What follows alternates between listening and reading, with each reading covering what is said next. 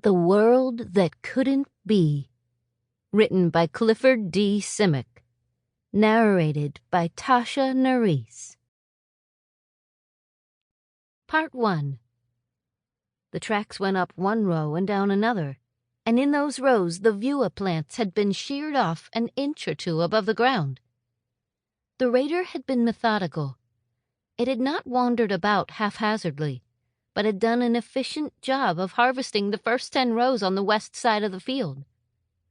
Then, having eaten its fill, it had angled off into the bush.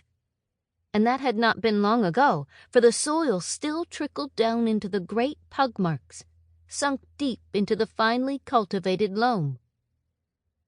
Somewhere a sawmill bird was whirring through a log, and down in one of the thorn-choked ravines a choir of chatterers was clicking through a ghastly morning song.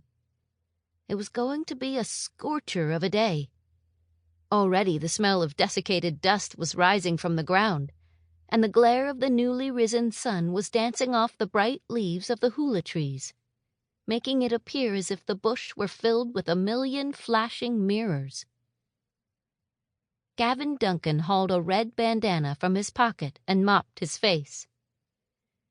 "No, mister," pleaded Zakara, the native foreman of the farm. "You cannot do it, mister. You do not hunt a Cytha." "The hell I don't," said Duncan. But he spoke in English and not the native tongue. He stared out across the bush, a flat expanse of sun-cured grass interspersed with thickets of hula scrub and thorn and occasional groves of trees, crisscrossed by treacherous ravines and spotted with infrequent water-holes. It would be murderous out there, he told himself, but it shouldn't take too long. The beast probably would lay up shortly after its pre-dawn feeding, and he'd overhaul it in an hour or two.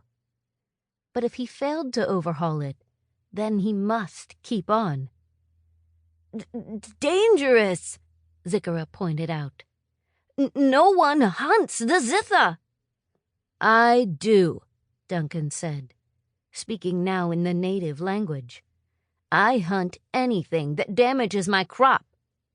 A few nights more of this, and there would be nothing left."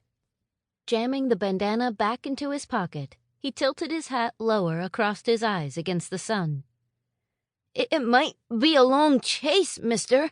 It is the scoon season now. If you were caught out there—" "Now listen," Duncan told it sharply.